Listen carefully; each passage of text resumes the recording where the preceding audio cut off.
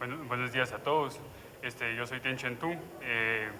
soy residente 1 de cirugía del Instituto Guatemalteco de Seguridad Social, egresado de la Universidad Francisco Marroquín, en donde yo realicé este trabajo el día de hoy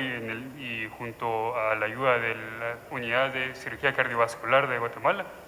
Me gustaría compartir este trabajo que se titula, como ustedes pueden ver ahí, pues el impacto de factores preoperatorios e intraoperatorios en la ocurrencia de arritmias posoperatorias en pacientes con conexión anómala total de venas pulmonares. Entonces, un poquito de introducción, solo para un poquito de contexto. La mayoría de ustedes aquí saben que la conexión anómala total de venas pulmonares es una anomalía congénita cardíaca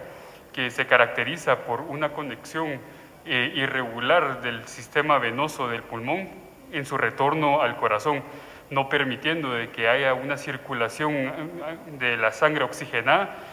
hacia la circulación sistémica. Entonces, a menos de que haya otras anormalidades en el corazón de los pacientes, que usualmente son recién nacidos, esto es incompatible con la vida. Entonces, estos pacientes son pacientes que, aparte de esta anomalía, tienen muchas otras anomalías estructurales cardíacas que es lo que permiten de que lleguen a vida después de su vida posparto. Entonces, para dar un poquito de contexto de esto, para la reparación de esta anomalía, lo que se trata de hacer es recuperar un poquito de la conexión del sistema venoso del pulmón, que es la sangre oxigenada, y retornarlo a las áreas del corazón donde se puede bombear hacia el resto de la circulación sistémica. Entonces, esta se puede hacer de diversas maneras y usualmente se va a hacer mediante una atrotomía derecha en diferentes direcciones según el tipo de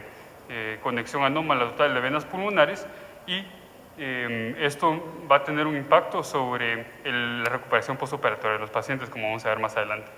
Entonces, aquí les tengo unos cuantos diagramas que tal vez pueden ser un poquito abrumantes para entender, pero si ustedes miran en lo que está pasando en la imagen A, lo que hay es que en vez de que las venas pulmonares del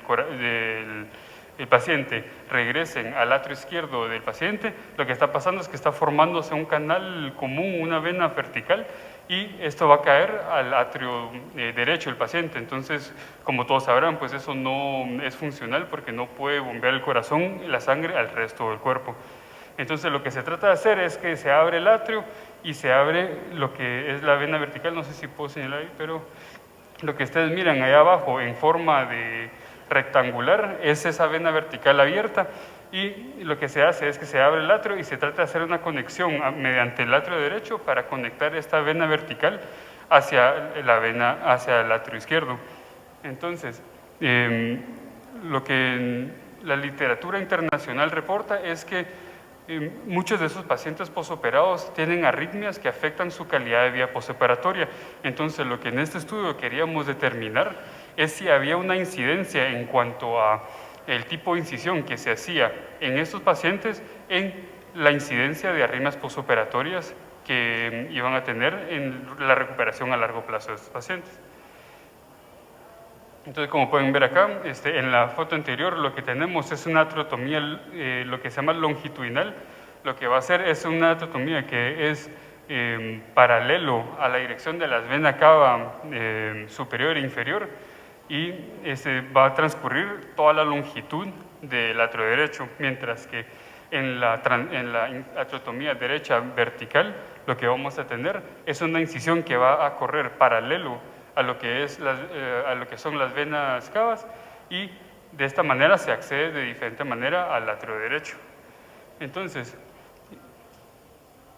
lo que está pasando en esta foto es que después de abrir el atrio derecho de manera vertical, se hace una conexión del atrio izquierdo hacia donde está normalmente conectado las venas pulmonares, y eso permite que la circulación pueda fluir de manera que sea compatible con la vida.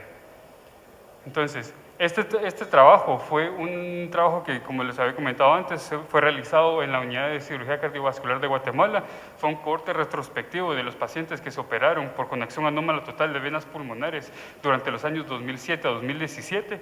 Y para este estudio se tomaron en cuenta tanto mujeres como hombres y independiente de edad de intervención, porque esta es una anomalía que es muy rara y pensábamos que era prudente incluir a todos los pacientes que se lograban operar en esta unidad. Y se usaron tablas de contingencia de 2x2 y pruebas de exacta de Fisher para lograr valores P de doble cola para poder comparar tanto factores categóricos como cuantificados para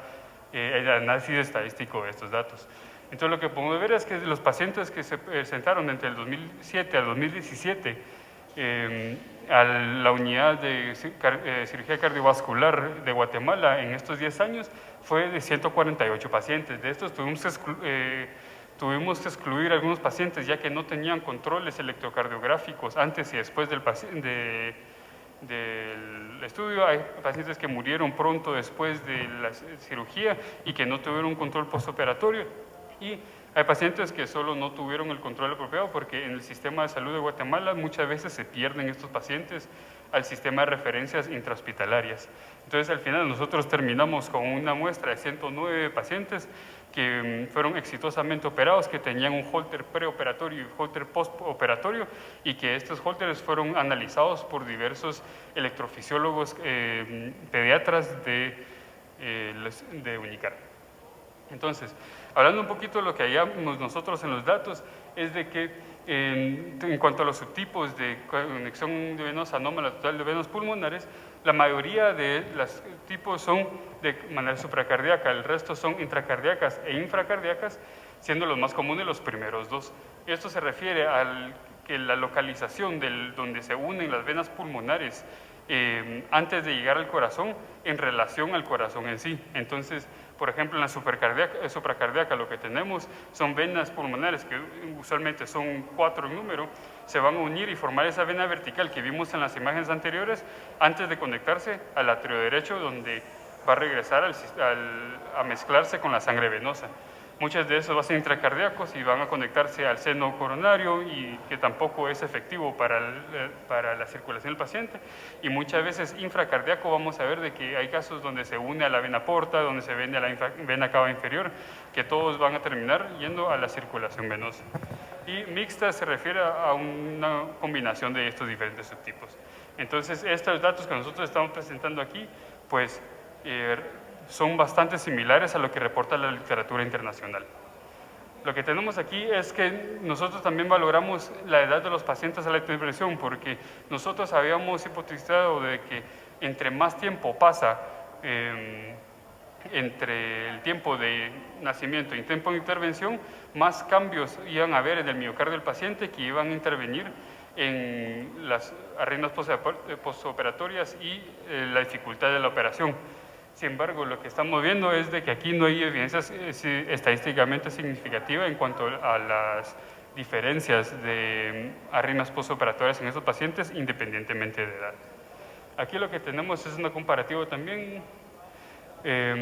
Aquí es lo que más interesante nos pareció, que fue de que